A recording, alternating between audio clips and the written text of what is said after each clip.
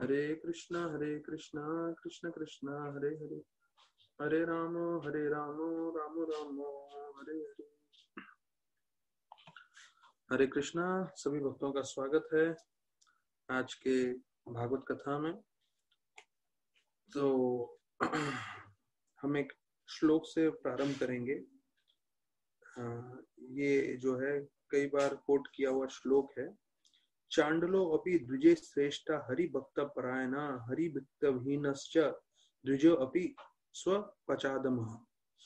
तो इस श्लोक में बताया गया है कि अगर कोई निम्न से निम्न परिवार में भी उसने जन्म लिया हो, जैसे हमने भागवत में सुना है किराट हुनिंद्र पुलिंद पुलकसर, तो ये श्लोक में बताते हैं कि पूरे विश्व में जो है कितने ही ऐसे जाति हैं जो सबसे निम्न माने जाते हैं पूरे पृथ्वी पे, सिर्फ भारतवर्ष में नहीं पूरे पृथ्वी पे बताया जाता है। उन सबका कल्याण हो सकता है वो अगर भक्ति से जुड़ जाए तो देखिए, एक श्लोक बोलना एक बात है, पर इसका तात्पर्य सही ढंग से समझना वो दूसरी चीज है। कि भक्ति इतना शक्तिशाली है कि अगर हम भारतवर्ष में कहीं पे भी प्रचार करें या विश्व भर में कहीं पे भी प्रचार करें, अगर प्रचारक प्रामाणिक है और जो सामने वाले श्रोतागण हैं वो भी इसको स्वीकार करने के लिए तैयार हैं और मेहनत करने के लिए तैयार हैं, तो सभी के हृदय में परिवर्तन आ सकता है। प्रभुपाद उदाहरण देते हैं कि पुरुष अगर सक्षम है और उसकी बीवी सक्षम है तो तुरंत जो है संतान की प्राप्ति हो सकती है। तो वैसे ही अगर प्रचारक परंपरा में है, वो शुद्ध है, वो भक्ति का पूरा पालन कर रहा है और श्रोतागण जो सुनने वाले हैं वो भी प्रामाणिकता से मेहनत करने के लिए तैयार है, तो दोनों के बीच में भक्ति की उत्पत्ति हो सकती है। तो इस श्लोक में बताया गया है चांडलो अपि द्विज श्रेष्ठ, कि अगर कोई चांडाल परिवार में भी पैदा हुआ हो लेकिन वो अगर जो है भक्ति से जुड़ जाता है, और भक्ति से जुड़ने से पता जाता है कि वो जो है सार्थक रूप से प्रामाणिक वैष्णव भक्त बन सकता है। और दूसरी ओर बोलते हैं अगर कोई ब्राह्मण है लेकिन वो भक्ति से जुड़ा नहीं है तो उसका कोई जो है उससे कुछ लाभ ज्यादा नहीं होने वाला। तो ये हमें समझना है कि सबसे मुख्य चीज इस भौतिक जगत में ये है कि हम जो है भक्ति से जुड़े। हम किस परिवार से हैं, हमारा ये जो है कौन सा वंश है, किस कुल, किस जो बोलते हैं ना हमारे गोत्र क्या है, वो सब दूसरी चीज है। मुख्य चीज ये है कि अगर हम भक्ति से जुड़े हैं तो हम प्रामाणिक रूप से जो है अपना जीवन सार्थक कर सकते हैं। तो ध्यान रखिए, एक चीज बताया जाता है, देखिए हम लोग तकरीबन जितने भी यहाँ पे भक्तगण श्रवण के लिए जुड़े हैं वो 20 साल के बाद ही आए होंगे भक्ति में। मैं जो है अंदाज से कर रहा हूँ 20-25 साल के बाद। तो 20-25 साल तक हम लोगों ने जो है सिर्फ भौतिक चीजें सुनी है।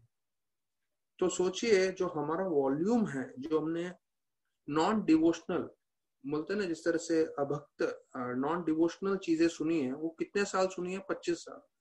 और वो भी 24 आवर्स, मतलब पूरा दिन, सुबह से शाम तक, रात तक। तो अभी उतना जो हमने श्रवण किया है, तो एक कंसेप्ट होता है अनलर्न। अनलर्न मतलब जो आपने सीखा है वो आपको जो है आपने सीखा है उसको पूरा दिमाग से साफ करना। तो उसके लिए कम से कम हमें जो है अभी 25 साल के बाद जो है कम से कम 1 घंटा तो भागवतम सुनना चाहिए रोज का, कम से कम। तो बाकी जो है 23 घंटे फिर हम लोग वही चीज सुन रहे हैं, लेकिन कम से कम 1 घंटा औषधि मान के इसको सुने।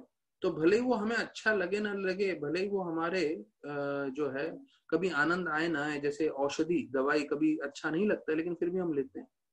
तो भक्तगण बताते हैं कि 25 साल तक हमने इतना सब सुना है, अभी 25 साल के बाद दिन में कम से कम 1 घंटा तो शुरू करें श्रवण करना।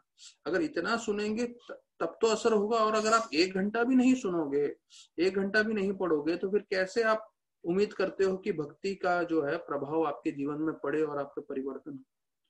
तो देखिए सबको मालूम है कि जब भी स्कूल में जाते हैं, कॉलेज में जाते हैं, तो पढ़ाई करके जो है भौतिक रूप से प्रगति के लिए, पर फिर भी स्कूल और कॉलेजों में ऐसे लोग होते हैं जो बिल्कुल पढ़ाई में जिनको रुचि नहीं है, खेल कूद में ही रहते हैं या मजा मस्ती में रहते हैं। लेकिन जिनको पढ़ना है, मुझे और आपको दोनों को मालूम है, अनगिनत उदाहरण है। हाँ, जैसे मैं एक इनको जानता हूँ व्यक्ति को, जो हॉस्टल में जो है गांव से आए थे, हॉस्टल में पढ़ाई करते थे, हॉस्टल में रहते थे और कॉलेज में पढ़ाई करते थे। तो हॉस्टल का नियम था 8 या 9 बजे वो लोग लाइट बंद कर देते थे। तो उनको फिर पढ़ने के लिए जो है परमिशन नहीं था लाइट चालू करने के लिए। तो वो जो व्यक्ति थे वो जाते थे स्ट्रीट लैंप में, और स्ट्रीट लैंप के नीचे खड़े बैठते थे और वहां पे रात तक पढ़ाई करते थे, और ऐसे करके उन्होंने डिग्री प्राप्त की, फिर बड़े मैनेजर बने।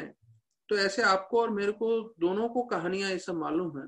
मैं जस्ट ये इसलिए बता रहा हूँ कि जिसको पढ़ना है वो खुद मेहनत करेगा, वैसे जिसको भक्ति करनी है, जिसको आगे बढ़ना है भक्ति में, उसको खुद को मेहनत करना पड़ेगा। उसके लिए कोई दूसरा मेहनत नहीं करेगा, दूसरा सिर्फ मार्गदर्शन करेगा, लेकिन मेहनत हमको स्वयं करना है। तो आज जो है भक्ति विनोद ठाकुर जो हमारे आचार्य हैं, उनका प्राकट्य दिवस है। तो हम लोग उनके प्रणति से चालू करते हैं। उनका प्रणति है, नमो भक्ति विनोदाय सच्चित आनंद नामिने गौर शक्ति स्वरूपाय रूपानुगा वरायते। तो बोलते हैं सच्चित आनंद भक्ति विनोद को हम प्रणाम कर रहे हैं, जो गौर शक्ति स्वरूपाया, गौर शक्ति मतलब चैतन्य महाप्रभु की साक्षात शक्ति है, और रूपा अनुगा, तो हम सब वैष्णव को रूपानुगा बोलते हैं। रूपानुगा मतलब हम रूप गोस्वामी के अनुयायी हैं। तो यहाँ पे यही वर्णन किया है, रूपानुगा वरायते, अर्थात वो जो है रूप गोस्वामी के स्ट्रिक्ट फॉलोअर हैं भक्ति विनोद ठाकुर। तो भक्ति विनोद ठाकुर एक हमारे सबसे प्रमुख आचार्यों में से हैं। यहाँ उसके बारे में हम आज जो है मैं 7th गोस्वामी जो किताब है, जो रूप विलास प्रभु ने लिखा है, जो प्रभुपाद के शिष्य हैं, तो उसके किताब में से मैं आप लोग को जो है वर्णन कर रहा हूँ। तो भक्ति विनोद ठाकुर के 10 बच्चे थे, उसमें से भक्ति विनोद ठाकुर, भक्ति सिद्धांत ठाकुर तो हमें मालूम है, एक और उनके पुत्र थे ललिता प्रसाद ठाकुर। तो उन्होंने जो है कुछ चीजें लिखी हैं अपने पिताजी के बारे में। तो मैं कुछ कोट्स आपको बताते जाऊंगा आज के कथा में। तो बता रहे हैं ये 1874 की बात है, जब भक्ति विनोद ठाकुर को बोला गया था कि आप इंचार्ज हैं पूरे जगन्नाथ टेम्पल के, क्योंकि भक्ति विनोद ठाकुर जो है मैजिस्ट्रेट तो थे ही, पर साथ साथ उनका भक्ति भाव भी इतना उत्तम था कि पूरे जगन्नाथ मंदिर में उनको जो है इंचार्ज बनाया गया था। तो वहां के जो राजा थे उन्होंने 80,000 रुपए, अभी सोचिए 1874 की बात है ये, हाँ तकरीबन आज से जो है 150 साल पहले की बात है, 80,000 रुपए जो है मंदिर के उस राजा ने जो है अपने कार्य के लिए इस्तेमाल कर लिया। तो जैसे ही ठाकुर भक्ति विनोद को मालूम चला, तो उन्होंने उनको बोला नैवेद्य करके आप अर्पण करना शुरू करिए।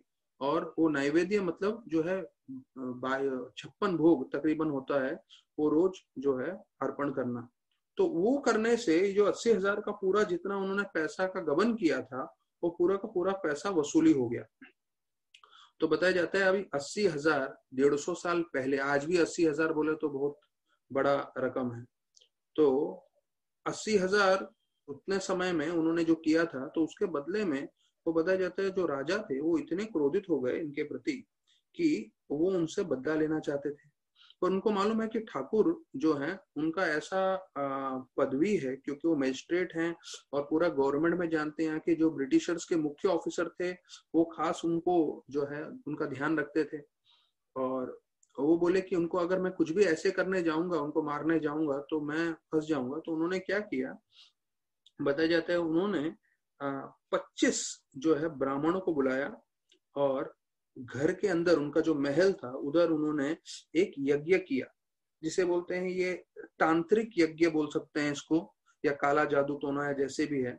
और 25 नहीं 50 पंडितों को बुलाया गया, और इस तंत्र का या जो ये यज्ञ था उसका एक ही उद्देश्य था कि इस मंत्रों से या इससे जो भी हम यज्ञ कर रहे हैं इससे इनका मृत्यु हो जाए, किनका, भक्ति विनोद ठाकुर का। तो बताया जाता है कि इसके बारे में भक्ति विनोद ठाकुर को भी मालूम चल गया, और ये पूरा 1 महीने का यज्ञ था, और पूरा 1 महीना यज्ञ कर रहे थे। तो और आखिरी दिन जब आखिरी आहुति दी, उसके बाद भक्ति विनोद ठाकुर का अंत होना चाहिए था, लेकिन उसके बदले में बताया जाता है राजा के जो पुत्र थे उसी का महल में देहांत हो गया। तो ये जो चीज है वो बहुत महत्वपूर्ण है कि जो भक्त होते हैं वो भक्त हमेशा कृष्ण भगवान उनकी सुरक्षा करते हैं, उनको हमेशा बचाते हैं। तो ये हम भक्ति विनोद ठाकुर के जीवन में देख रहे हैं, हमने जो है भक्ति सिद्धांत ठाकुर के इसमें देखा है, फिर हमने प्रभुपाद के जीवन में देखा है। प्रभुपाद के जीवन में जो है एक मिस्टर मात्रे करके थे जो मिस्टर एन से नायर से मिले थे जू इस्कॉन में, जू के एरिया में, और वो भी ऐसा जादू टोना कर रहे थे प्रभुपाद को मारने के। और उन्होंने ऐसा ये जादू टोना किया था जिससे वो आग से जो है लपट के आग में मर जाए प्रभुपाद। और उन्होंने ऐसा किया, और उसका जब आखिरी दिन था जब हो गया, उसके बाद क्या हो गया, वो खुद किचन में थे और गैस का कुछ प्रॉब्लम हो गया और उधर आग लग गई और उसमें वो खुद मारा गया। तो देखिए जो भी काला जादू टोना करते हैं विशेष रूप से वैष्णव के प्रति, तो वैष्णव तो बच जाते हैं पर ये काला जादू टोना वापस उनको ही लगता है। और ये भागवत में भी वर्णन है कि कैसे सुदक्षिणा जो है वो उसने काशी के राजा के पुत्र थे, उसने ऐसा जो है शिव को प्रसन्न करके ऐसा उन्होंने जो है एक शक्तिशाली दानव को बनवाया जो पूरा द्वारका को नाश कर सके। पर वो सुदक्षिणा जो है जब गया द्वारका में तो कृष्ण भगवान ने सुदर्शन भेजा और सुदर्शन के ताप से सुदक्षिणा वापस आके उसने पूरा का पूरा काशी को विध्वंस कर दिया। तो बोलते हैं अगर काला जादू टोना में अगर सामने वाले व्यक्ति को नाश नहीं कर सके तो वापस आके उसी को नाश करता है। तो कई बार इसका हमको मालूम नहीं रहता, और यहाँ पे भी हम वही चीज देख रहे हैं कि राजा का पुत्र ही इसमें मारा गया। तो भक्ति विनोद ठाकुर ने स्वयं इसके बारे में बोलते हैं कि उन्होंने बहुत गलत कार्य किए थे और मैं उनके सारे गलत कार्य रोक चुका था और मुझे इसके बारे में मालूम ही था, तो इसलिए वो मुझे मारना चाहते थे, लेकिन मुझे जगन्नाथ जी ने बचाया और मेरे पे कोई हानि नहीं होने दिया। तो देखिए ये वर्णन आता है कि कैसे जो भक्त होते हैं वो हमेशा भगवान के आश्रय ग्रहण करके रखते हैं। अब यहाँ पे दूसरा वर्णन आ रहा है कि उनके जो गुरु हैं, तो उनके गुरु जो हैं उनका नाम है जगन्नाथ दास बाबा जी महाराज। तो हम भक्ति विनोद ठाकुर के बारे में काफी जानते हैं कि वो भक्तिसार ठाकुर के पिता थे, पर उनके गुरु जो जगन्नाथ दास बाबा जी महाराज हैं वो बताया जाता है उनका मुलाकात पहली बार वृंदावन में हुआ था और तब उन्होंने जो है उनको शिक्षा देना प्रारंभ किया था। तो हमें मालूम है एक शिक्षा गुरु होते हैं और एक दीक्षा गुरु होते हैं, लेकिन कई बार बताया जाता है कि हमारे परंपरा में शिक्षा को भी ज्यादा महत्वपूर्णता दिए गए है। तो यहाँ पे जो है विशेष रूप से उनके जो है शिक्षा गुरु का जो है परंपरा में लाइन में नाम आता है। तो वो हम परंपरा भी चर्चा करेंगे कैसे महाप्रभु से जो है परंपरा आते हुए भक्ति सिद्धांत ठाकुर तक आता है और प्रभुपाद तक आता है। पर अभी के लिए जगन्नाथ दास बाबा जी महाराज का वर्णन आता है कि उनका एक मुख्य योगदान था कि 6 महीना वो वृंदावन में रहते थे और 6 महीना वो मायापुर में रहते थे, और वो इतने बूढ़े हो गए थे कि उनके आंख के जो पलक है वो भी खुद नहीं खोल पाते थे। तो उनके जो भक्त थे, उनके जो सर्वेंट थे, उनको हाथ से उनके आंख के पलक उठाने पड़ते थे। तो इतने बूढ़े हो गए थे और उनको लेकर आए ये पता लगाने के लिए कि जगह कौन सा है जहां महाप्रभु का जन्म हुआ है। और जैसे ही उनको वहां पे लेकर आए, जो अपने आंखों की पलकें नहीं उठा सकते हैं वो नाचने लगे उस जगह पे कि अरे यही तो जगह है जहाँ चैतन्य महाप्रभु का जन्म हुआ है, जय सच्चिनंदन गौर हरि। तो बताया जाता है भक्ति विनोद ठाकुर ने जो है बहुत सारा ज्ञान जो है अपने इन गुरु से प्राप्त किया, जगन्नाथ दास बाबा जी से, और ये उनके प्रमाणिक जो है गुरु रहे हैं। तो इसलिए भक्तिसार ठाकुर इनका नाम वर्णन करते हैं गुरु परंपरा में। और बताया जाता है भक्ति विनोद ठाकुर खुद उनको बोलते हैं he was commander in chief of all the Vaishnavas, मतलब जैसे कमांडर मतलब सबसे मुख्य होते हैं वैसे। तो आगे बताया जाता है जब वृंदावन में गए थे अपने भारिया के साथ और उनके 2 बच्चे भी थे, वर्णन किया गया है। तो उधर उस समय आज से 150 साल पहले की ये सब चर्चा चल रही है, उधर एक डकैत थे जिनका नाम था कंजहार। तो ऐसा बताया जाता है इतिहास की किताबों में कि कंजहार लोगों ने वृंदावन में कितने लोगों को मारा है, लूटपाट तो दूर की बात है, कितने लोगों को मारा है उसकी ही संख्या नहीं है, उसका कोई काउंट नहीं है, इतने सारे लोगों को मारा है उन्होंने, और सबको लूटते थे, ये करते थे। तो भक्तिविनोद ठाकुर ने पूरा जो है कमिश्नर को बैठाया और पूरा जो है ऐसा प्रबंध किया जिससे बताया जाता है पूरे कंजाहर लोगों का नामो निशान मिटा दिया। और भक्तिविनोद ठाकुर खुद नम्रता से बोलते हैं कि जब मैं राधा कुंड का दर्शन किया, गोवर्धन का दर्शन किया, तो मुझे मालूम चला कि वहां पे कंजाहर करके डकैत थे, तो मैंने फिर ऐसा प्रबंध किया जिससे उन सबका अंत हो जाए। और उन्होंने बताया जाता है पूरे वृंदावन से और आसपास से कंजाहर नाम के जो डकैत थे उनका पूरा जो है नामो निशान मिटा दिया। तो अभी जो है उनके प्रचार के ऊपर बताया जाता है भक्तिविनोद ठाकुर ने 1896 में जो है वो किताब उन्होंने प्रिंट करके भेजा पूरे विश्व भर में, जो किताब का नाम था Shri Chaitanya Mahaprabhu his life and प्रिसेप्ट्स। ये सबसे मुख्य जो है 47 पेज का किताब था, ये बताया जाता है। और उन्होंने पूरे विश्व में भेजा, और मैकगिल यूनिवर्सिटी मॉन्ट्रियल जो कनाडा में आता है, वहां पे उनके प्रभुपाद के शिष्यों ने बाद में ढूंढ के निकाला 75 ईयर्स के बाद, बताया जाता है। तो भक्तिविनोद ठाकुर का क्लियर मन में विचार था कैसे पूरे विश्व भर में प्रचार होना चाहिए। और ये 1880 1896 मतलब प्रभुपाद जिस साल जन्म लिए, तो आज से 124 साल पहले की बात में, तब से उनके माइंड में था पूरे विश्व भर में प्रचार होना चाहिए, और उसके लिए वो किताब भेज रहे थे। तो प्रभुपाद लिखते हैं, a personality will soon appear to preach the teachings of Lord Chaitanya and move indiscriminately over the whole world with his message. अर्थात जो है भक्तिविनोद ठाकुर का एक भविष्यवाणी था कि एक ऐसा व्यक्ति आएगा जो पूरे विश्व भर में प्रचार करेगा। तो भक्तिसांत ठाकुर के लिए भी लागू है और वो प्रभुपाद के लिए भी लागू है, क्योंकि प्रभुपाद ने भी ये सब किया। तो प्रभुपाद को एक बार पूछा गया कि प्रभुपाद चैतन्य महाप्रभु भी तो प्रचार कर सकते थे, तो उन्होंने क्यों नहीं किया विश्व भर में जो है संकीर्तन आंदोलन का प्रचार? तो प्रभुपाद हाथ जोड़ के सर झुका के नम्रता से बोले कि वो मेरे लिए सेवा छोड़ देना चाहते थे, तो इसलिए महाप्रभु की बड़ी कृपा है, वो तो स्वयं भगवान है, वो पूरे विश्व में कर सकते थे, पर वो हमारे लिए सेवा छोड़ना चाहते थे, इसलिए उन्होंने ये सेवा हमें करने का मौका दिया। अभी एक वीडियो टेप में जो है प्रभुपाद लॉस एंजलिस में विष्णुनंदन स्वामी को बोल रहे हैं, वो बोल रहे हैं कि वो भक्तिविनोद ठाकुर, प्रभुपाद बोल रहे हैं, तो भक्तिविनोद ठाकुर ने कहा कि मैं दुनिया छोड़ रहा हूं, पर मेरी एक इच्छा जो है पूरी नहीं हुई। वो क्या इच्छा है? कि पूरे विश्व भर में प्रचार हो, और बोला ये सेवा हमें करना है। क्यों? क्योंकि हम भक्तिविनोद ठाकुर के जो है परंपरा में आने वाले उनके दास। तो वही चीज कि पूरे विश्व भर में, मतलब भारत में तो चल ही रहा था और उन्होंने भी काफी योगदान किया था, और उनके पुत्र ने जो है 64 गौड़ीय मठ पूरे ऑल ओवर इंडिया में स्टार्ट कर दिया था। लेकिन विश्व में, पूरे वर्ल्ड में प्रचार का जो कार्य था वो जो है प्रभुपाद ने पूरा अपनाया। तो यहाँ तक कि राधानाथ महाराज की बड़ी इच्छा है कि विदेश में जो है प्रचार पूरी तरह से फैले। अभी देखिए इंडिया में राधानाथ महाराज की कृपा से बम्बई में जितना उन्होंने प्रीचिंग किया है, उससे बहुत सारे सैटेलाइट सेंटर्स हैं, हजारों की संख्या में भक्त हैं, और सब लोग अपनी क्षमता अनुसार पूरी तरह से प्रचार कर रहे हैं। और अभी उन भक्तों पे है वो कितना सीरियसली लेते हैं और कितना प्रचार करते हैं।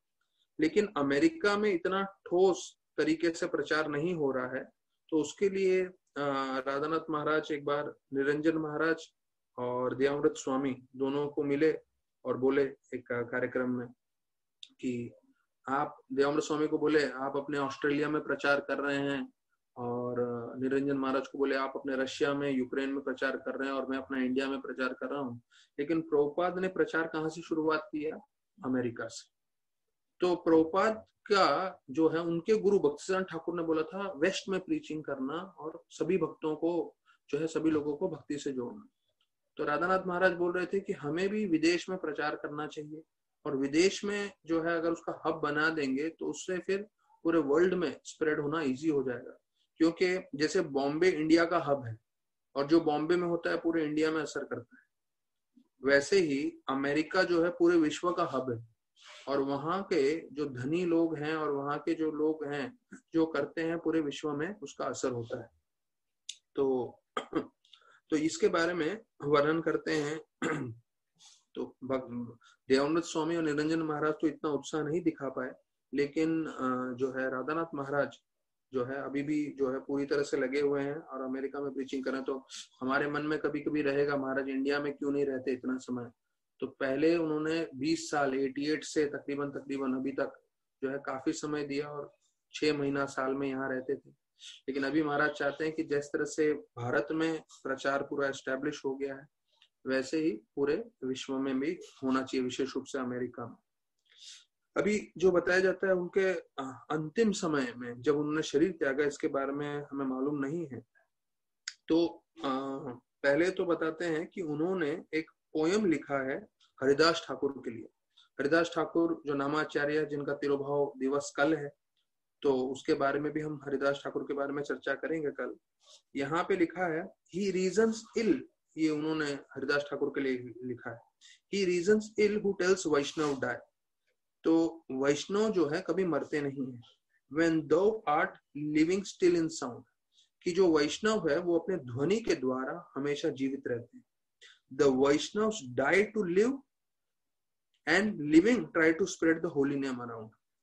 जब वैष्णव मर जाते हैं तो हमेशा जीवित रहते हैं ध्वनि के रूप में, और जब वो जी रहे हैं तो उनका जीवन का एक ही कर्तव्य रहता है कि वो प्रचार करे, जो है भगवान की भक्ति, भगवान का नाम सब जगह प्रचार कर सके।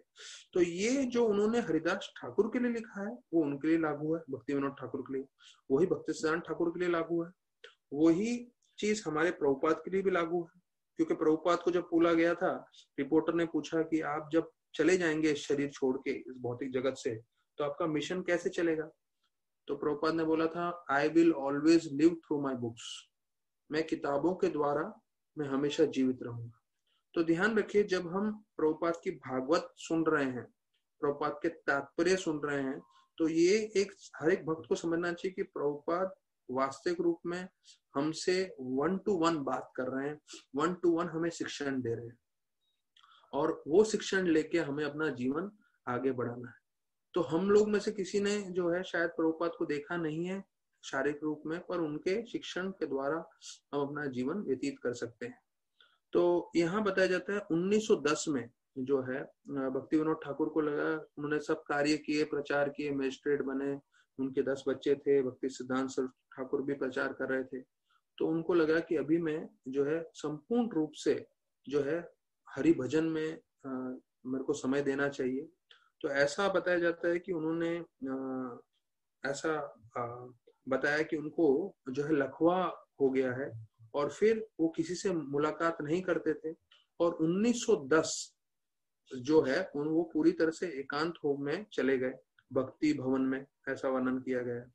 और 1910 से 1914 4 साल वो किसी से मिले नहीं, कुछ नहीं किया, और एकांत में रहते हुए भक्ति किए।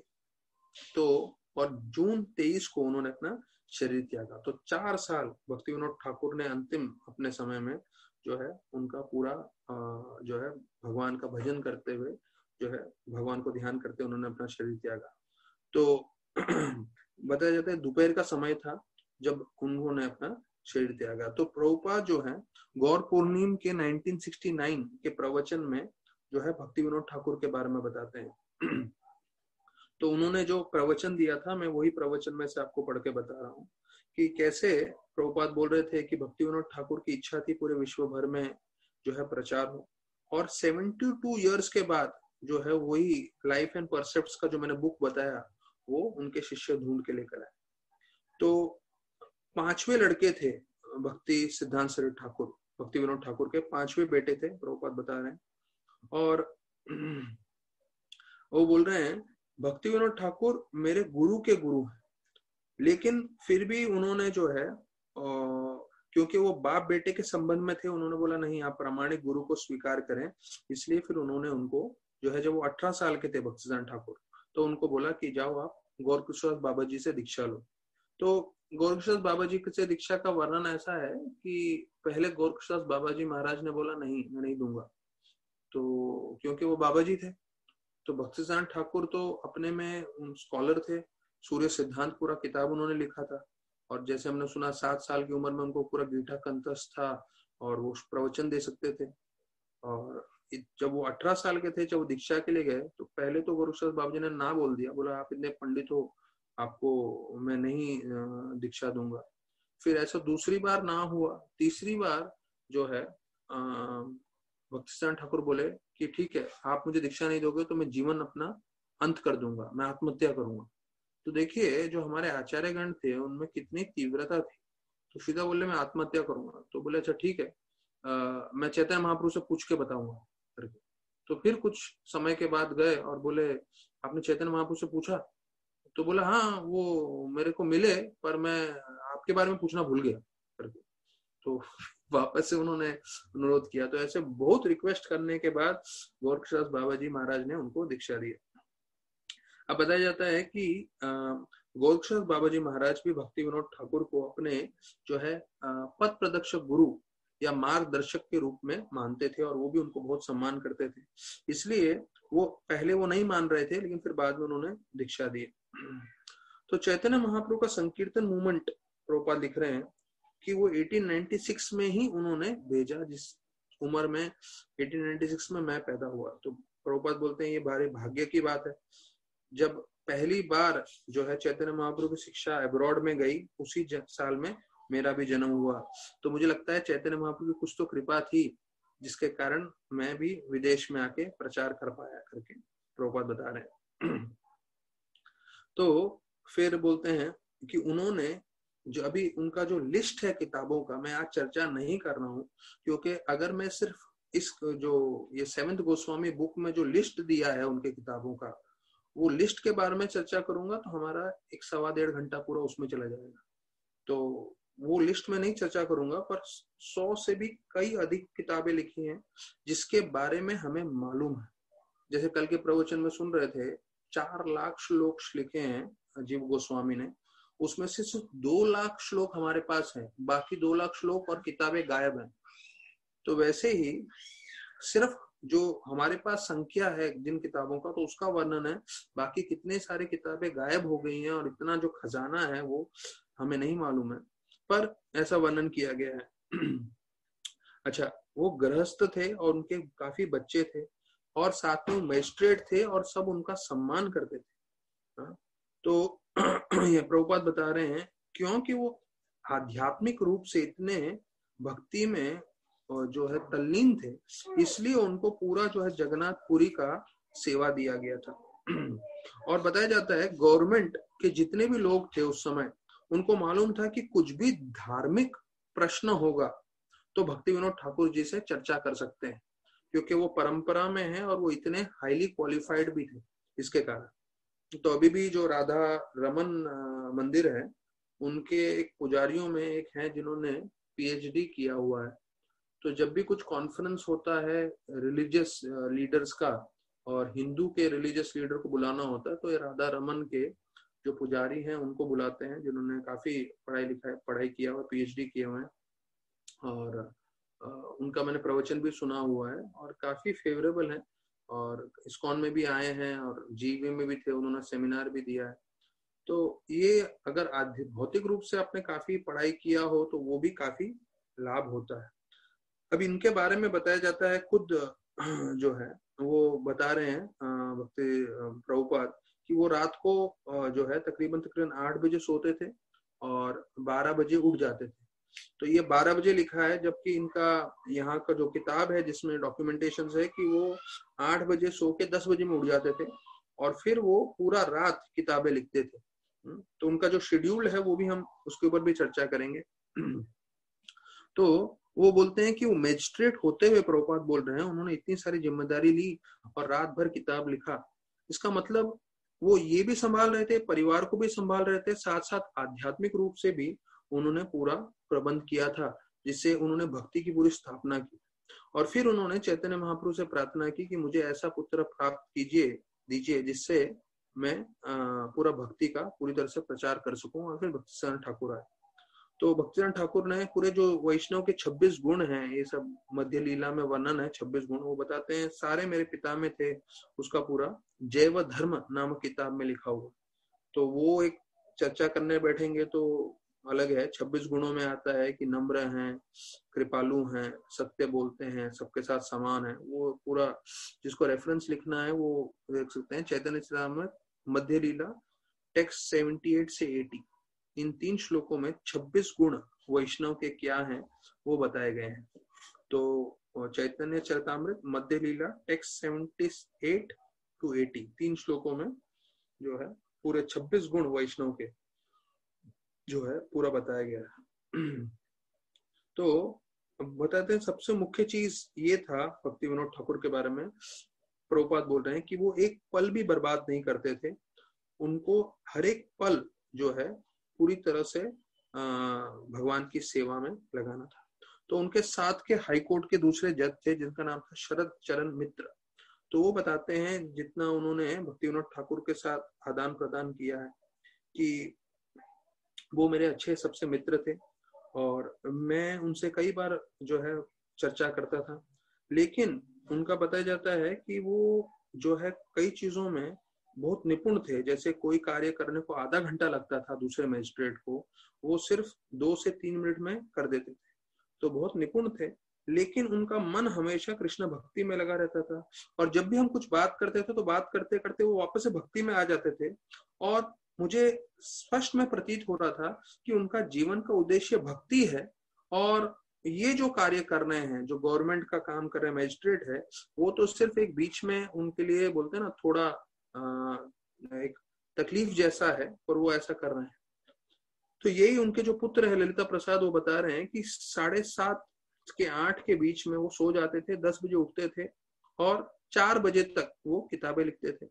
फिर थोड़ी देर आराम करके 4:30 बजे फिर उठ के नाम जप करना चालू करते थे 7 बजे तक। तो देखिए प्रभुपाद पहले ही जानते थे कि उनके आचार्य मतलब भक्तिसिद्धांत ठाकुर के पिता भक्ति विनोद ठाकुर का शेड्यूल क्या था।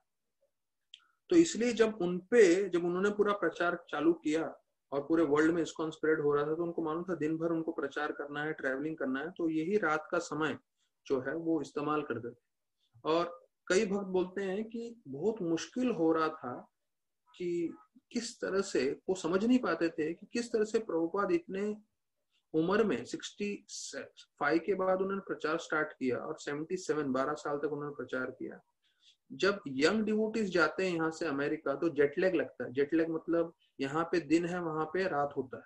तो जैसे ही वो वहां पहुंचते हैं तो 12 घंटे का डिफरेंस होता है। तो 2-3 दिन लगता है उनको वो डिफरेंस से बाहर निकलने के लिए। लेकिन प्रभुपाद जहां भी जाते थे वर्ल्ड के कोने में उनका यही शेड्यूल रहता था। सोते थे रात को 8, 9, 10 बजे तक और फिर 12 बजे उठ जाते थे 3 घंटा सोने के बाद और सीधा डिक्टाफोन लेते थे, ठक करके रिकॉर्डिंग स्टार्ट। तो प्रभुपाद भी देखिए पूरे वर्ल्ड भर में घूमते थे, पर दूसरे भक्तों को जेटलैग लगता था, पर प्रभुपाद वो सब टॉलरेट करके जो है उन्होंने हमें ये पूरा भागवत दिया है। तो 7 बजे 4:30 से 7 मतलब पूरा 2.5 घंटा जपा करते थे। फिर बोलते चिट्ठियां जो है उसका जवाब देते थे 7 से 7:30 तक। और फिर 7:30 से 8:30 दूसरे शास्त्र पढ़ते थे। फिर 8:30 से 9:30 तक कोई उनसे मिलने आता था तो उनसे मिलते थे, नहीं तो फिर से शास्त्र पढ़ते रहते थे। फिर बोलते हैं थोड़ा आराम करके स्नान वान करके नाश्ता करते थे। नाश्ता उनका होता था 2 चपाती, दूध और थोड़े फल, तो ये खाते थे वो। और फिर बताया जाता है ये देखिए भक्ति विनोद ठाकुर का मैं आपको जो बता रहा हूँ डिटेल्स। फिर उनका जो शाम का खाना है वो भी वैसे ही है, चावल, 2 चपाती और दूध, मतलब 1 पाव लीटर दूध, बस यही उनका रहता था। और कुछ खास वर्णन नहीं है उनके खाने पीने के मामले में। मतलब सोचिए सिर्फ दूध 2 टाइम लेते थे और चपाती थोड़ा लेते थे और उससे जो है उनका पूरा उन्होंने जीवन व्यतीत किया। तो बताया जाता है फिर वो जो है 9:55 को जो है वो अपने कपड़े पहन के जो है तुरंत निकल जाते थे और 10 से 1 3 घंटा जो है वो मजिस्ट्रेट का कार्य करते थे। और जैसे बोलते हैं वो 30 से 50 केसेस एक दिन में सॉल्व कर देते थे। तो ये जो है कई लोगों को जैसे मैंने बताया आधा घंटा लगता था, वो 2 मिनट में पूरा सॉल्व करते थे। और फिर वो घर पे आते थे और फिर वापस से जो है थोड़ा आराम करके जो है फ्रेश होके 2 से 5 फिर से अपना कोर्ट के कार्य करते थे और आते थे। तो मतलब टोटल 6 घंटा काम करते थे भक्ति विनोद ठाकुर, और बाकी समय परिवार का और रात भर पूरा जो है प्रचार के कार्य और ये सब। अभी उनके बारे में बताया गया है वो इतने दयाल ये थे, बोलते हैं ना चैरिटेबल, मतलब दान करने वाले, कि कभी भी बताया जाता है उनके द्वार पे कोई भी आया हो उसको मना नहीं किया, तो हमेशा कुछ ना कुछ दे के ही भेजे हैं। तो राधानाथ महाराज भी बताते हैं कि कोई भी भिखारी अगर हमारे पास आता है तो हमें उसे ना नहीं बोलना चाहिए, बिना दिए नहीं भेजना चाहिए। तो सबसे उत्तम है प्रसाद देना, और अगर प्रसाद नहीं है तो कम से कम जो है थोड़ा पैसा दे देना चाहिए, 2 रुपया 5 रुपया जो हमारे है, लेकिन खाली हाथ नहीं भेजना चाहिए, क्योंकि कोई हमारे सामने कुछ मांगते हुए आए तो उसको बिना दिए कभी नहीं देना, बिना उसको नाराज किए कभी नहीं भेजना चाहिए, ऐसा महाराज बताते हैं। फिर बोलते हैं कि वो कभी किसी के साथ कभी क्रोधित नहीं होते थे, और बताया जाता है कि उन्होंने जो है अपना सर्वोत्तम दे दिया, कि अगर कोई उनके तरफ प्रति अपराध भी करता था लेकिन फिर वो आके माफी मांगता था तो तुरंत माफ कर देते थे और उनको जो है अपना मना लेते थे। और कभी भी उन्होंने किसी पे चिल्लाया नहीं, बस हो सकता है किसी को थोड़ा सिखाया, मतलब उनको थोड़ा डांटा, जिससे वो भक्ति में प्रगति कर सके या भौतिक रूप से। तो बोलते हैं जो भी उनके संपर्क में आया था he would get immeasurably benefited, मतलब अनंत कोटि रूप से उनका फायदा होता था। देखिए ये एक साधु का लक्षण है, जो भी साधु के संपर्क में आएगा उसका पूरी तरह से कल्याण होगा, आध्यात्मिक रूप से निश्चित रूप से होगा ही होगा, पर भौतिक रूप से भी देखेंगे तो बताया जाता है कि वो बहुत समय के पाबंद थे और बहुत कार्य बहुत जो है उत्तम श्रेणी से करते थे। तो बताया जाता है कि उनको उसी समय, अभी ये देखिए ये कब की बात चल रही है, आज से 120 साल की पहले की बात चल रही है। बोले उनको थिएटर बिल्कुल पसंद नहीं थे, थिएटर मतलब ये सिनेमा थिएटर उस समय 120 साल पहले। क्यों? क्योंकि बोलते हैं वहां पे जो स्त्रियां आती हैं और सबके सामने उनका आदान प्रदान होता है, तो ये जो है उनको थिएटर वेटर उस समय से पसंद नहीं था। मतलब प्रभुपाद तब मुश्किल से पैदा हुए थे, 1896 की बात।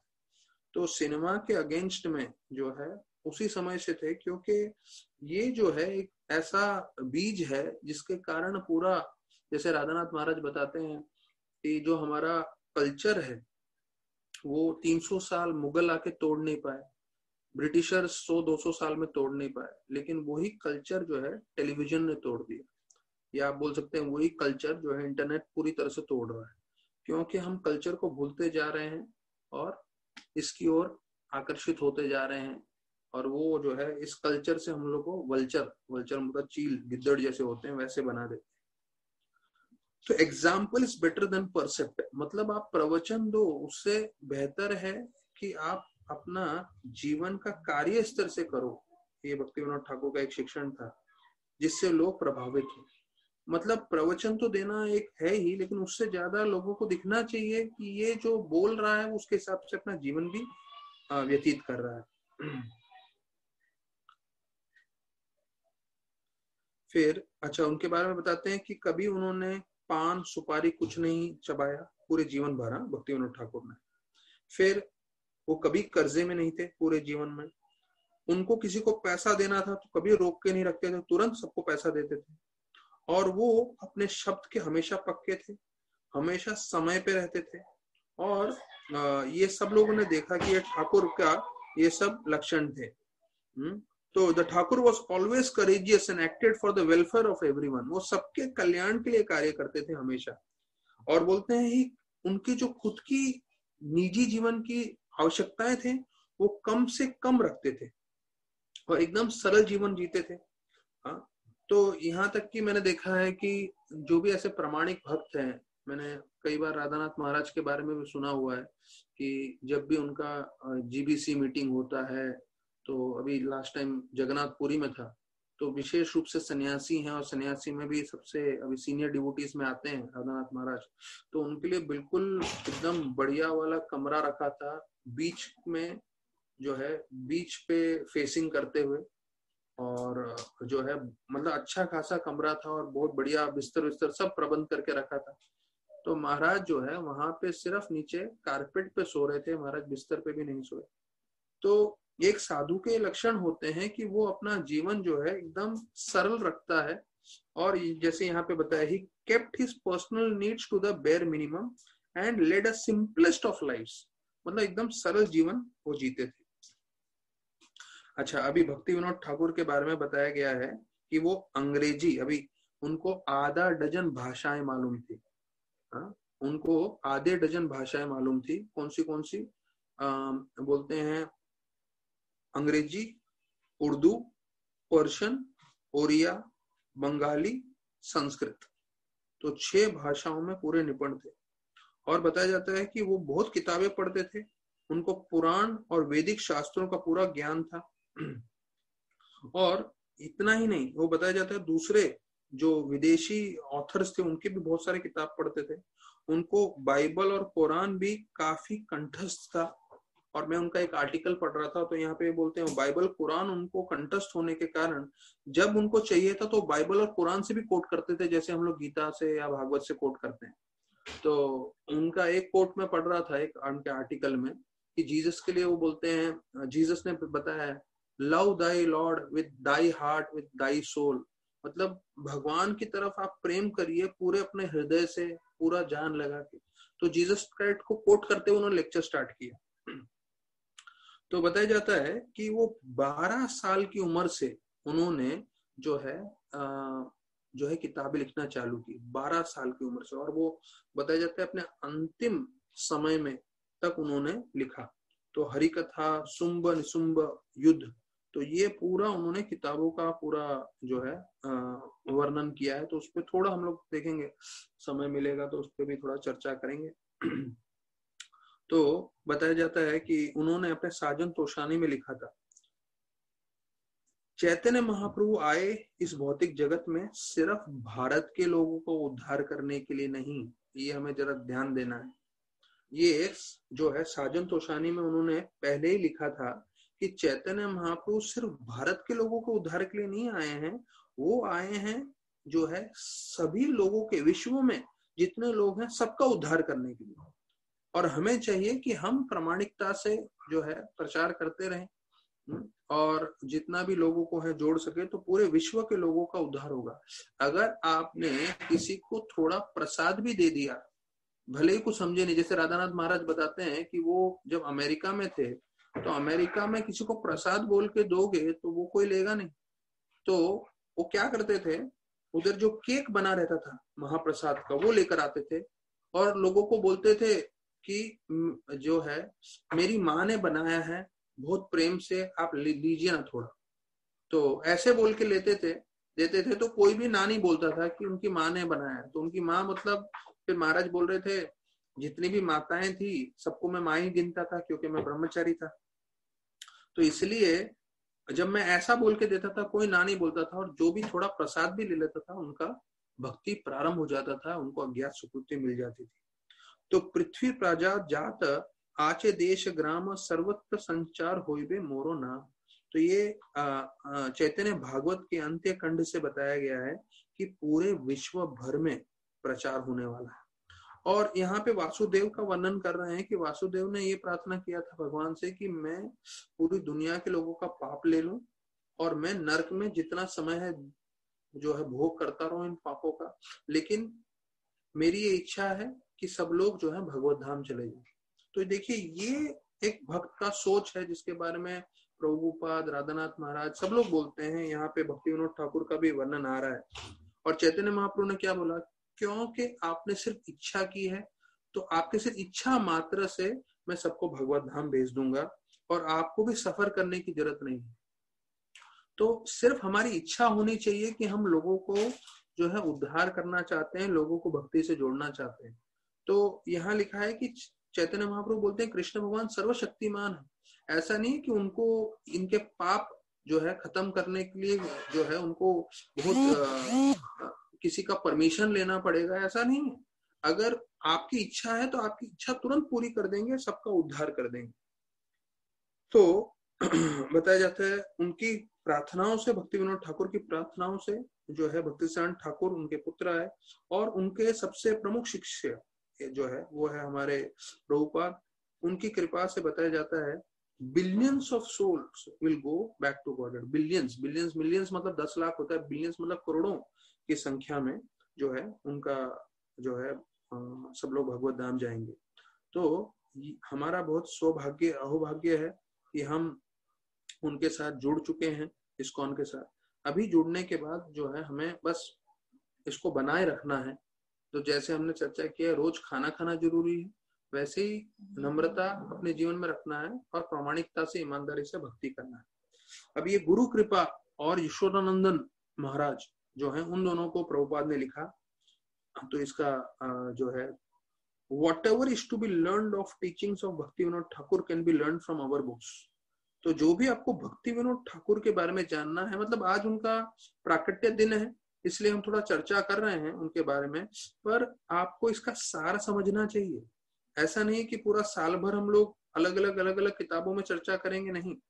साल भर हम भागवत सुनेंगे, बस जब आचार्यों के मुख्य दिन होते हैं तो उनका सुनना है और उसका भी मर्म समझना है। प्रभुपाद बता रहे हैं कि जो भी आपको भक्ति विनोद ठाकुर से सीखना है वो हमारे किताबों में आपको सब मिल जाएगा। मतलब अगर हम भागवत पढ़ रहे हैं, गीता पढ़ रहे हैं, तो उसमें संपूर्ण चीज जो भक्ति विनोद ठाकुर सिखाना चाहते हैं वो हमें मिलेगा। तो प्रभुपाद लिख रहे हैं, there is no need whatsoever for any outside instructions. मतलब कोई बाहर से आपको ढूंढने की कोई किताब की आवश्यकता नहीं है। तो फिर एक जो है रघुनाथ को उन्होंने चिट्ठी में लिखा कि तुमने कंप्लेन कर रहे हो कि गृहस्थ आश्रम बहुत मुश्किल है और तुम प्रचार नहीं कर सकते।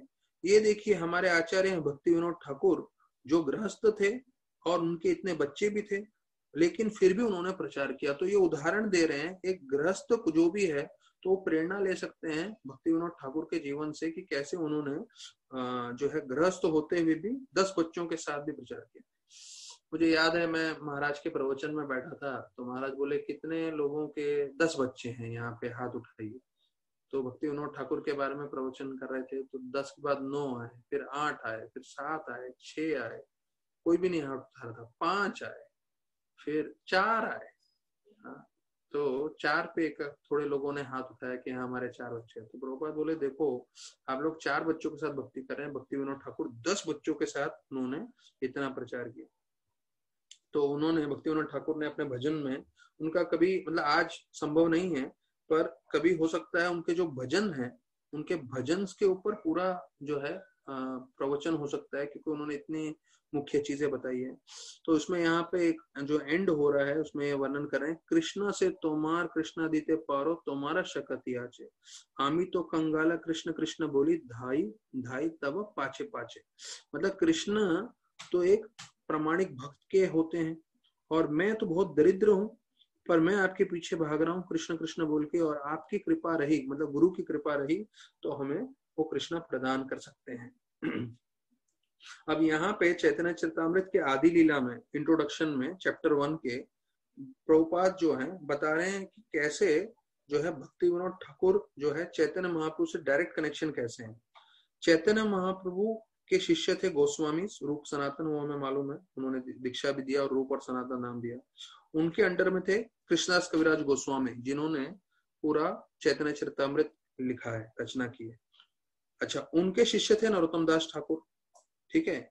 सो और ये नरोत्तम के शिष्य थे विश्वनाथ चक्रवर्ती ठाकुर, उनके शिष्य थे जगन्नाथ दास बाबा जी महाराज, और जगन्नाथ दास बाबा जी महाराज के शिष्य थे भक्ति विनोद ठाकुर, और फिर गोलदास बाबा जी, भक्ति चरण ठाकुर और प्रभुपाद। तो ये पूरा लिंक जो है प्रभुपाद बता रहे हैं कि कैसे जो है हम जो है चैतन्य महाप्रभु से डायरेक्ट हम लोग का कनेक्शन है।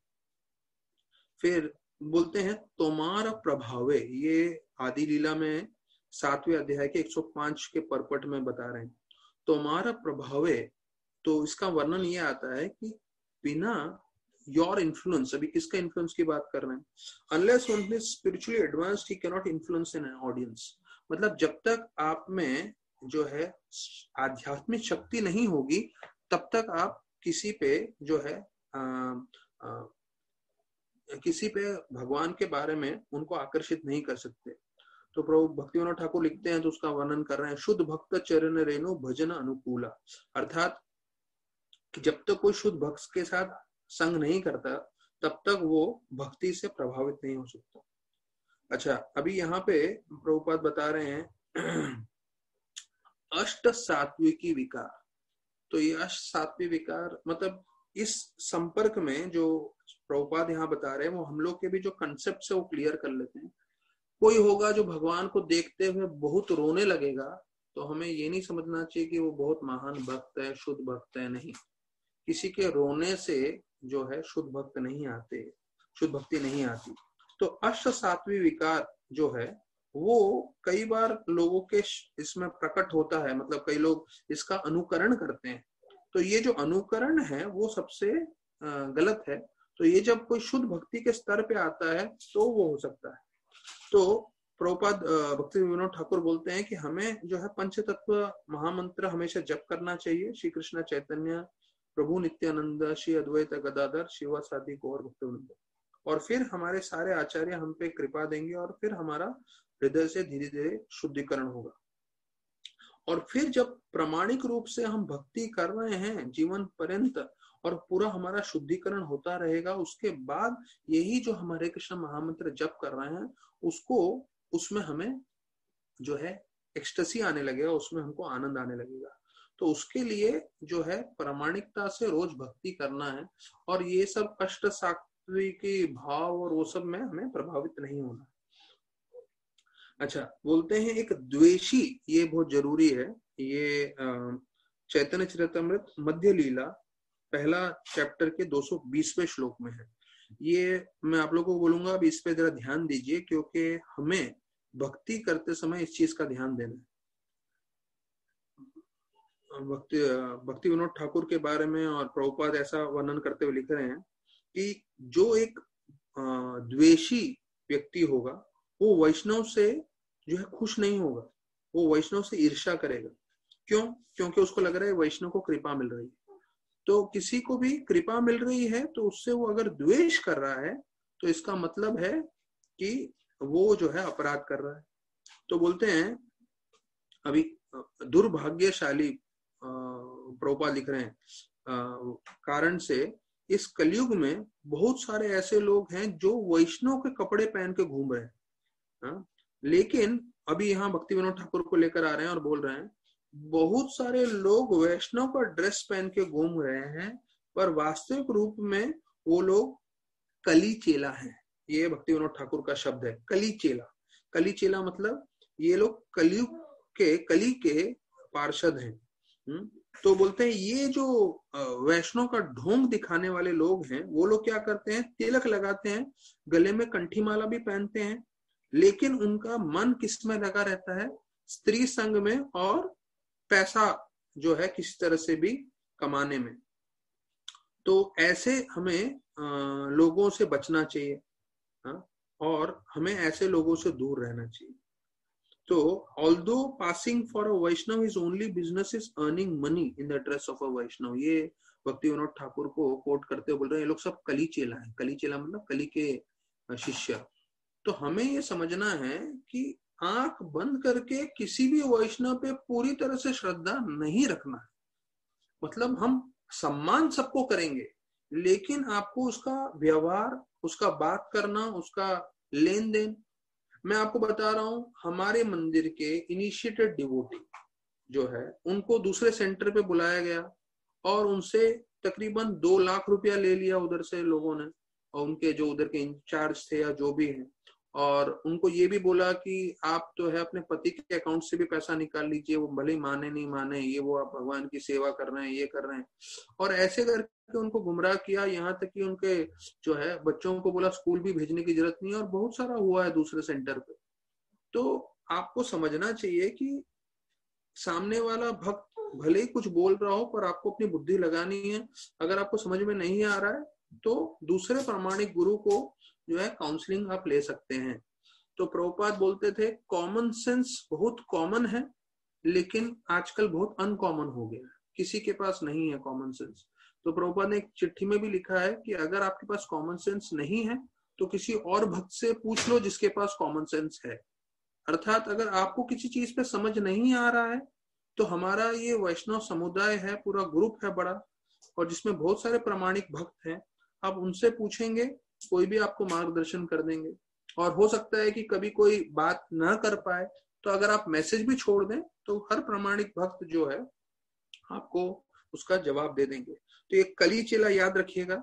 तो इस पे जो है आप गलत फहमी में मत पड़िएगा, नहीं तो आपका देखिए पैसे का नुकसान होगा वो तो एक चीज है, लेकिन ये होगा कि आपकी श्रद्धा हट जाएगी भक्ति से और आप फिर तीव्रता से भक्ति नहीं करोगे या पूरा भक्ति बंद कर दोगे, तो वो नहीं चाहिए हमें।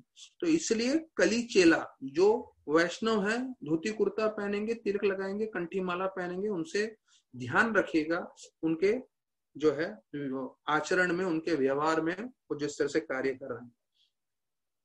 अच्छा, अभी चैतन्य महाप्रभु ये मध्य लीला के पहले अध्याय के 271 जो है श्लोक में बताते हैं कि चैतन्य महाप्रभु ने बताया है उनके भक्तों को ना ही स्वतंत्र होना चाहिए, ना ही जो है अहंकारी होना चाहिए। तो ये दो चीजें हमें नहीं करना चाहिए। हमें कभी स्वतंत्र नहीं होना चाहिए, अर्थात जो गुरु बोले वही करना चाहिए, और अहंकार वश में नहीं रहना चाहिए, हमेशा नम्र रहना चाहिए। लेकिन बताया जाता है कि उनके जाने के बाद महाप्रभु के बहुत सारे अपसंप्रदाय आ गए थे। तो ये जस्ट मैं आपको बैकग्राउंड में बता रहा हूँ कि जब भक्ति विनोद ठाकुर थे, तो अगर आपको अभी लग रहा है कि अभी बहुत चैलेंजेस है, इंटरनेट का एज आ गया है, सब लोग यूट्यूब में और इसमें लगे हुए हैं और उससे उसको निकालना बहुत मुश्किल है, तो आप समझिए कि जब भक्ति विनोद ठाकुर थे, मतलब प्रभुपाद थे, प्रभुपाद के पहले भक्तिसिद्धांत ठाकुर ने प्रचार किया, और उससे पहले भक्ति विनोद ठाकुर ने, मतलब 3 जनरेशन पहले। तो जब सुनिए कितने सारे जो है अपसंप्रदाय थे, यहाँ पे वर्णन किया। अपसंप्रदाय मतलब जो दूसरे नॉन बोनाफाइड ऑर्गेनाइजेशन है, औला, बाउला, कर्ता भाजा, नेडा, दरवेशा, शनि सहज्य, साकी बेकी और स्मारता, जात गोसाई, अतिवादी, चुदाधारी और गौरंगा नागरी, 1 डजन लोगों का नाम लिया है। और लोग नहीं है, ये पूरी संस्थाएं हैं। उसके बीच में भक्ति विनोद ठाकुर को जो है पूरा प्रचार करना था और उसमें स्थापना करनी थी। तो फिर बताते हैं मध्य लीला में परमार्थ निष्ठा। वो परमार्थ निष्ठा क्या है कि हम किसी भी वेश में हो, ब्रह्मचारी, गृहस्थ या दूसरे भी, वो बोलते हैं परमार्थ निष्ठा का मतलब है कि हमारा मन भगवान की सेवा में एकाग्र होना चाहिए। ये भक्ति विनोद ठाकुर ने सिखाया है। तो ये उनका जो है इसमें कोट करते हुए बता रहे हैं। फिर वो बोलते हैं कि जो गोपाल विग्रह है, अभी ये जो है हमारे नाथ द्वारा में जो विग्रह है उसके बारे में भक्ति विनोद ठाकुर ने पूरा डिटेल बताया है कि ये जो नाथ द्वारा में जो कृष्ण भगवान का विग्रह है, वास्तविक रूप में वो जो विग्रह गोपाल का विग्रह था, वज्र ने उनको उसकी स्थापना की थी। वज्र मतलब जो कृष्ण भगवान के पोते थे, और माधवेंद्र पुरी ने उनको खोज के निकाला था। वो हमें कथा सब मालूम है कि कैसे वो वृंदावन में से नीचे से उन्होंने खोज के निकाला था वो। और फिर बताया जाता है कि वही विग्रह आज जो है वल्लभाचार्य के संप्रदाय में सब लोग नाथद्वारा में पूजा करते हैं। तो ये भी भक्ति विनोद ठाकुर का कोट बता रहे हैं इसके बारे में।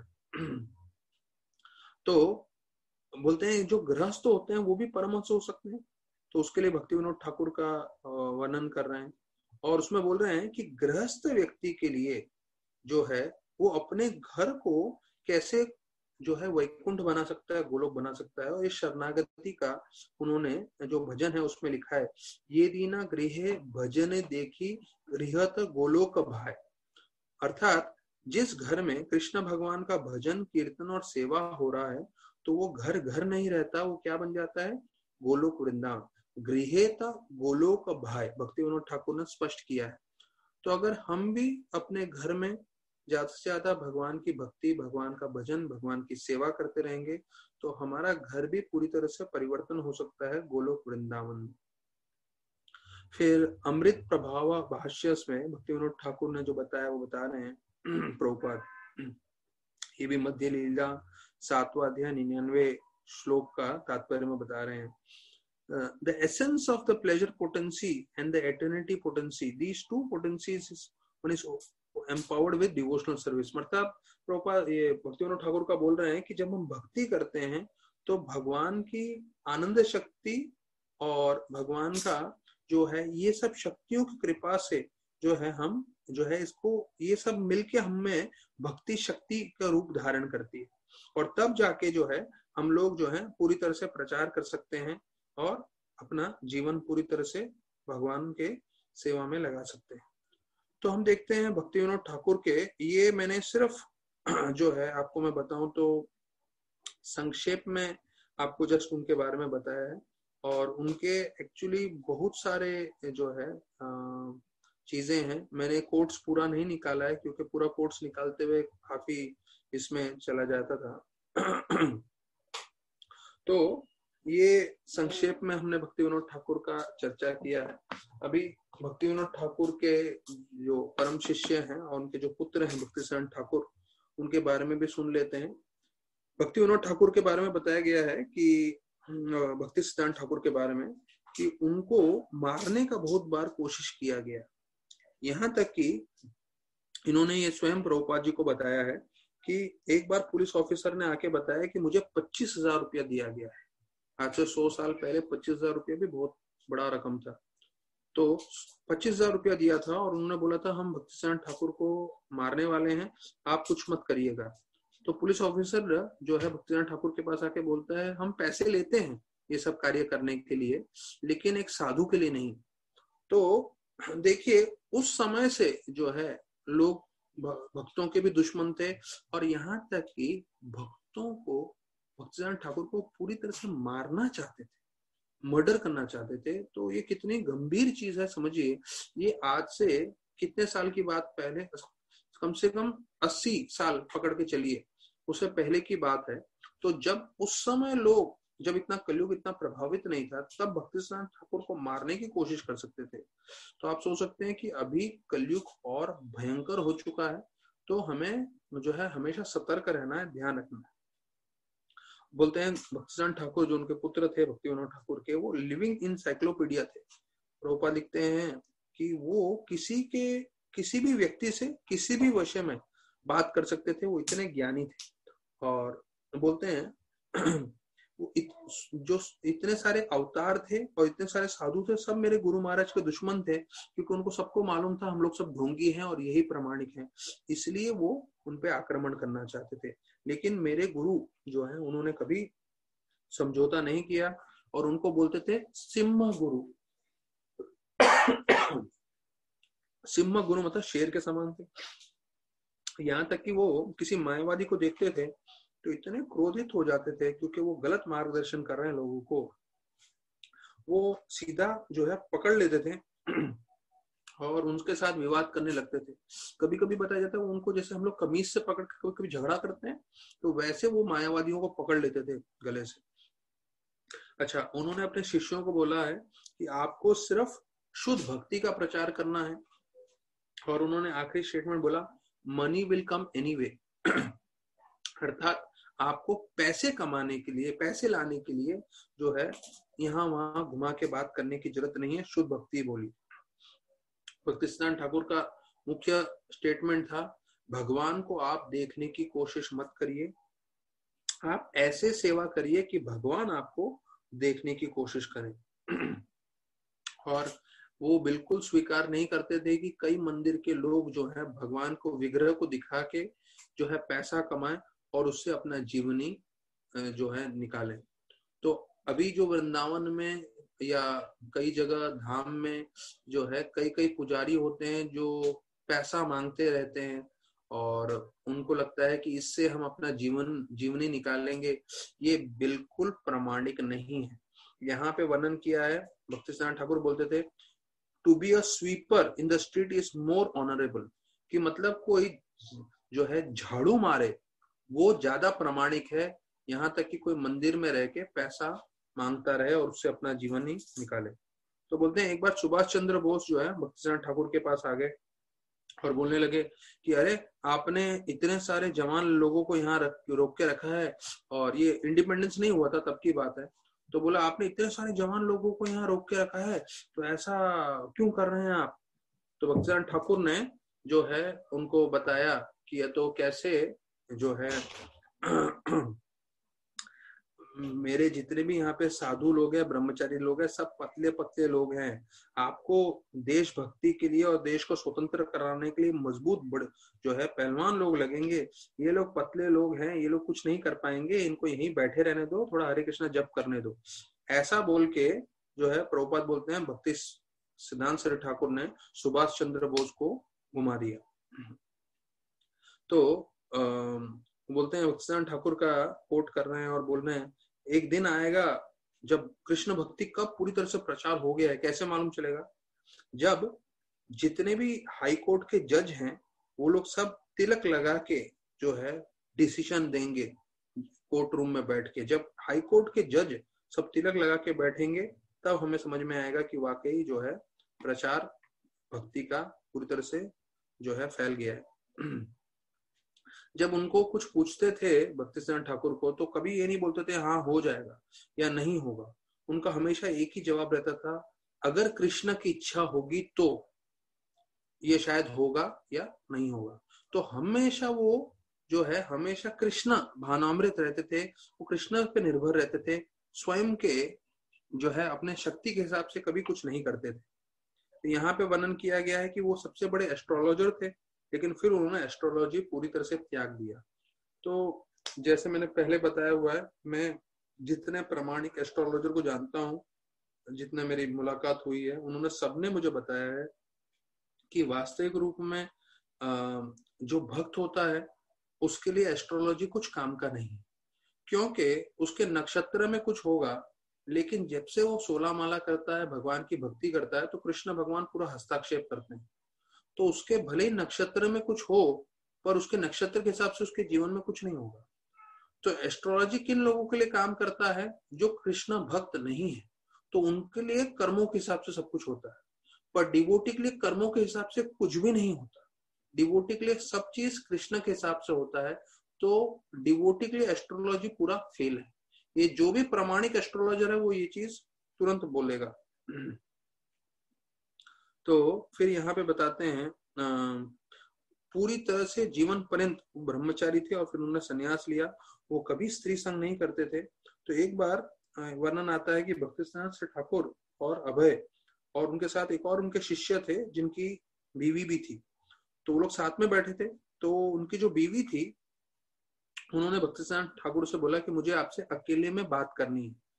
तो भक्तिसिद्धांत ठाकुर ने तुरंत ना बोला और बोला मैं आपसे अकेले में नहीं मिल सकता हूँ, जो आपको पूछना है इनके सामने ही बात करिए। तो प्रभुपाद बहुत इंप्रेस हो गए थे उस वक्त, क्योंकि भक्तिसिद्धांत ठाकुर का उस वक्त 60 का तकरीबन उम्र था और जो लड़की थी वो उनके पोते की उम्र की थी, पोती की। तो उसके बाद भी जो है उन्होंने बोला कि नहीं, मुझे अकेले में आपसे नहीं मिल सकता और हम जो बोलना है अभी बोलिए। तो बोलते थे भक्तिसिद्धांत ठाकुर, प्राण आचे यार से हेतु प्रचार, अर्थात प्रचार वो ही करेगा जिसमें who has a life, मतलब जो मृत व्यक्ति प्रचार नहीं करता, अर्थात जिसमें भी जीवन है, जिसमें भी शक्ति है, वो जो है प्रचार करेगा। तो ये बहुत महत्वपूर्ण है हमारे लिए कि अगर हम प्रचार कर रहे हैं तो हमें जीवन है, अगर हम प्रचार नहीं कर रहे हैं तो हमें मृत के समान है। तो कोशिश करते रहना है। सफलता या नहीं हमें सफलता मिले वो भगवान के हाथ में है, पर हमें कोशिश करना चाहिए। तो वो बोलते थे कि गौड़िया मठ कहाँ होना चाहिए? जहां बहुत भीड़ हो पब्लिक का। तो वो कोई भी भक्त एकांत में जाके जपा करे उसको स्वीकार नहीं करते थे। वो बोलते थे ये हिपोक्रेसी है, आपको एकांत में जाके, मतलब ऐसा एक आध दिन के लिए जपा कर रहे हैं वो ठीक है, लेकिन एकांत में जाके मैं साल भर या जीवन भर एकांत में वृंदावन में जपा करूंगा, ये करूंगा, वो बिल्कुल स्वीकारते नहीं थे। वो बोलते थे आपको भीड़ भाड़ के इलाके में रहना चाहिए। और यहाँ तक कि गौड़िया मठ वो वहां पे स्थापना करते थे जहां पे सबसे ज्यादा पॉपुलेशन हो। क्यों? जिससे हम ज्यादा से ज्यादा लोगों को मिल सकें, ज्यादा से ज्यादा लोगों को प्रचार कर सकें। तो प्रभुपाद बोलते हैं मैंने अपने गुरु को सिर्फ एक ही अपने जीवन में प्रश्न पूछा। ध्यान रखिए, ये हमारे लिए बहुत जरूरी है। हम प्रभुपाद के जो है परंपरा में आ रहे हैं। उन्होंने अपने गुरु को सिर्फ एक ही प्रश्न पूछा, हमें भी अपने गुरु को एक ही प्रश्न पूछना चाहिए। क्या है वो प्रश्न? How shell I serve you, मैं आपकी कैसे सेवा कर सकता हूँ। तो अगर हम यही सोचते रहेंगे तब हम आध्यात्मिक रूप में प्रगति करेंगे। तो यहाँ तक कि जो है भक्तिसार ठाकुर ने उनको बोला था कि आप जो है पूरी तरह से प्रचार में लग जाएं, लेकिन उनके मन में क्या लग रहा था, प्रभुपाद बोल रहे हैं, मेरे मन में था मुझे पहले पैसा कमाना है, तो मुझे पैसे कमाने चाहिए। देखो मेरे जो गुरु भाई हैं सन्यासी हैं, लेकिन वो लोग क्या कर रहे हैं, घर घर में जा रहे हैं, पैसा मांग रहे हैं, तो मैं पहले पैसा कमाऊंगा, उसके बाद पूरी तरह से कृष्ण भक्ति में लगूंगा। प्रभुपाद बोलते हैं ऐसा मेरा विचार था। उनका जो अब फार्मेसी था जिसमें वो काम कर रहे थे, उनके काम में करते करते जो उन्होंने सब जगह मेडिसिन दिए थे, उसके पैसे नहीं आए थे, और पैसे नहीं आते आते उसका जो बिल का अमाउंट हो गया था वो 10,000 रुपए तक हो गया था। ये अभी 1950 की समझ लीजिए 35 की बात है, 10,000 रुपए। तो उनके जो जो मेन थे कलकत्ता में डॉक्टर बोस, वो स्वयं आ गए और उनको समझ में आ गया कि इतना बड़ा अमाउंट हो गया है, तो अभी इसमें से निकालने का एक ही तरीका है, अभय बाबू को इसमें से निकाल दें और पूरा का पूरा टेक ओवर हम कर लें। तो उन्होंने वैसे ही किया और 10,000 रुपए का कर्ज था उनपे, अभय पे, प्रभुपाद पे, पर उनको हटा दिया और उनको बोला आपका पे कोई कर्ज नहीं, लेकिन उन्होंने बोला पूरा हम देखते हैं, हम खुद करते हैं। तो देखिए प्रभुपाद ने भी अपने जीवन में काफी जो है मुश्किलें देखी हैं, तभी बताया जाता है उनके पास पैसा नहीं था। और तीसरा उनका जो पुत्र है, तीसरा बच्चा वो पैदा हो गया, उनको लक्ष्मी का जो है जरूरत और बढ़ गया। लेकिन फिर उन्होंने सोचा मैं मुंबई में जो है पूरे फार्मेसी की शुरुआत करता हूँ, क्योंकि उनको इतना सालों का अनुभव था। और मुंबई में उन्होंने ग्रांट रोड में एक रेंट पे कमरा लिया और वो और उनके भाई शुरुआत की। तो वहां पे उन्होंने भक्ति रक्षा श्रीधर महाराज और भक्ति सारंग गोस्वामी महाराज, जो उधर मुंबई में जो है गौड़ी मठ स्टार्ट करना चाहते थे, उनसे मिल रहे थे। तो बताते हैं तीनों मिलके जाते थे, उनको मदद करते थे और उनके जितने भी कॉन्टेक्ट से उनसे मिलाते थे, और बताए कुछ ही समय में 500 रुपए उन्होंने रेस कर लिए। तो ये उस समय 500 रुपए भी काफी अमाउंट था। और दोनों जो सन्यासी थे वो प्रभुपाद से बहुत प्रसन्न हो गए थे और बोलते थे इनको इंचार्ज बनाना चाहिए। और फिर भक्तिसार ठाकुर का जो है 62nd जो है बर्थडे था, उस पे उन्होंने वो फेमस पोएम लिखा था, Absolute sentient though has proved impersonality calamity though has moved। और फिर उन्होंने जो अपना ऑफरिंग लिखा, वो ऑफरिंग भी 4-5 पन्नों का बड़ा वाला है, तो ये लीलामृत में मैं उसमें विस्तार में नहीं जाऊंगा। उसमें एक चीज बोलते हैं कि मेरे को कोई उम्मीद नहीं है कि मैं करोड़ों जन्मों तक जो है मैं अपने गुरु की डायरेक्ट सेवा कर पाऊंगा, ऐसे करके प्रभुपाद लिखते हैं, कितने करोड़ों जन्मों तक। मतलब ये उनकी भाव थी कि मैं डायरेक्ट सेवा नहीं कर पाऊंगा उनका, लेकिन फिर भी उन्होंने जो इस्कॉन की पूरी स्थापना की वो सब हमको मालूम है। और भक्तिसार ठाकुर ने जैसे उनका ये पढ़ा पोयम, तो उन्होंने उनको बहुत अच्छा लगा और उन्होंने जो है सब अपने जो भी गेस्ट आते थे, मेहमान आते थे, उनको बोलते थे ये देखिए मेरे शिष्य ने कैसे समझ लिया है मेरा दिल की बात। और ये जैसे प्रभुपाद ने भक्तिसार ठाकुर का समझा, ऐसे ही वर्णन किया गया जाता है कि रूप गोस्वामी भी जो है वो चैतन्य महाप्रभु का दिल समझते थे। और भक्तिसार ठाकुर जो है उनसे इतने प्रभावित हो गए, उन्होंने सीधा बोला कि जो उनकी जो मैगजीन थी हार्मोनिस्ट करके, तो बोलते हैं जब भी प्रभुपाद कुछ भी लिखे, what ever he rights publish it, अर्थात जो भी वो कुछ लिखते हैं तुरंत उसको छाप दिया जाए। तो ऐसे करके उनको ये किया। तो आज भक्ति विनोद ठाकुर का प्राकट्य दिन है, आविर्भाव दिन है, अपीयरेंस डे है। तो हमें हाथ जोड़ के प्रार्थना करना चाहिए भक्ति विनोद ठाकुर से कि हमें भी जो है वो चैतन्य महाप्रभु का मिशन आगे बढ़ाने में एक नम्र दास अनुदास के रूप में स्वीकार करें। उनकी कृपा से हमें भी वो शक्ति आए जिससे हम प्रामाणिकता से भक्ति कर सकें और हमारे जीवन में हम हमेशा ऐसे कार्य करें जिससे दूसरों को प्रेरणा मिले, दूसरे भक्ति में आगे बढ़े। ऐसे कोई गलती से कार्य न हो जिससे किसी का श्रद्धा नष्ट हो या किसी का अपराध हो। और हम तनाद भी सुनीचे ना तरोरपी शेषुना अमानी नमा देना कीर्तन्य सारी, जो महाप्रभु का मुख्य शिक्षण है उसके हिसाब से जो है हम जीवन पर्यंत प्रचार कर सकें। उनके पुत्र भक्ति सिद्धांत श्री ठाकुर के द्वारा जो है पूरे भारतवर्ष में प्रचार पूरी तरह से फैला और उनके जो है शिष्य के शिष्य प्रभुपाद के द्वारा पूरे विश्व भर में। तो हमें उन्हीं के मिशन को आगे बढ़ाना है और जो है जितना हो सकते हमें सेवा करना है। तो हम हाथ जोड़ के उनसे यही प्रार्थना करेंगे कि उनकी कृपा हम सब पे बनी रहे, जिससे हम भक्ति में जीवन पर्यंत जुड़े रहें, कभी हम भक्ति से बाहर ना जाएं और उनकी इच्छा अनुसार उनकी प्रसन्नता के लिए जितना हो सके हम सेवा कर सकें। तो बहुत बहुत धन्यवाद सभी भक्तों का। तो कल हम 4 बजे फिर जो है कथा करेंगे। अब मुख्य चीज एक ये है कि कल हरिदास ठाकुर का जो है डिसअपरेंस डे है। तो कल के दिन बोरीवली में हर साल 192 राउंड्स करते हैं। तो 192 राउंड्स मतलब 64 का 3 सेट। तो मुझे मुश्किल से लग रहा है कि जितने भी भक्तगण सुन रहे हैं उसमें से कोई भी इतना रेगुलर नहीं है 64 राउंड्स करने वाला भी। किसी ने थोड़ा 1 आध 2 4 बार थोड़ा बार 64 किया होगा, बस उतना ही होगा, मुझे उससे ज्यादा का किसी से उम्मीद नहीं है। पर मैं जस्ट आप लोग को बता रहा हूँ कि आप लोग जान लीजिए कि कौन से ग्रुप में क्या क्या हो रहा है। तो वो लोग आज रात को तकरीबन जो है आज शाम को 6 बजे तक सो जाएंगे, 12 बजे उठेंगे, नहा धो के 12:30 से जप चालू करेंगे और रात के 10 बजे तक वो लोग जप करते हैं। तो हरिदास ठाकुर जी को प्रसन्न करने के लिए जो 192 राउंड डेली करते थे, तो वो उनका डेली होता था 192 राउंड्स। तो ये साल में एक बार करते हैं और मुझे लगता है यहाँ तक सुनते हुए भी लोगों को थोड़ा मुश्किल लग रहा होगा 192 राउंड्स। तो उतना तो नहीं होगा, पर हम लोग जो है सुबह जैसे एकादशी के दिन 5 बजे से जपा शुरुआत कर देते हैं, तो कल हम 5 बजे से जपा शुरुआत करेंगे और जितना समय होगा हम सबको एनकरेज करते हैं डिवोटीज को कि थोड़ा ज्यादा माला करें, हरिदास ठाकुर की कृपा प्राप्त करें, क्योंकि हरे नाम एवं केवलम। तो हरि का नाम ही हमें उद्धार करेगा। तो उसके लिए सब लोग जुड़ सकते हैं कल सुबह 5 बजे से जपा के लिए। और जो है हम लोग 11 बजे तक साथ में जपा करेंगे। जो है 6 घंटे होते हैं तकरीबन पूरे, और उसके बाद जिसको और एक्स्ट्रा करना है कर सकते हैं। और शाम का हम लोग कथा में हरिदास ठाकुर का तिरोभाव हम लोग चैतन्य चरितामृत में से चर्चा करेंगे। बहुत बहुत धन्यवाद सभी भक्तों का। हरे कृष्ण।